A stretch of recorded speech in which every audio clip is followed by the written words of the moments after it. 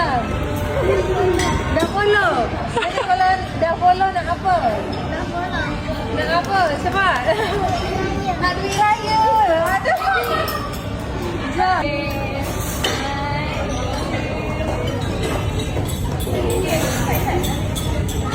Ambil gambar.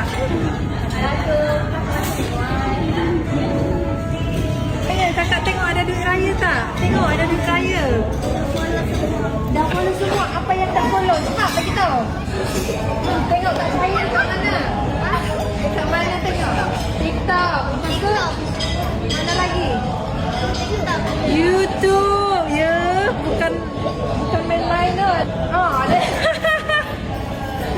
Tengok ni untuk adik. Ni duit raya. Duit raya. Sama-sama. Bye.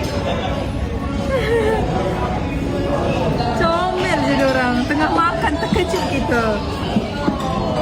Dia cakap, oh, diorang dekat sana dengan mak dia. Diorang cakap apa? Dia cakap Kak Cahaya dah follow nak duit raya. Tak apa, okey je. Sebab memang rayakan, kita pun happy kalau boleh bagi dapat duit raya. Tapi pastikan jumpa depan-depan. Ada setengah budak tu yang meminta dalam online ke. Nah, yang tu semua tak betul. Pastikan jumpa depan-depan. Selamat raya semua.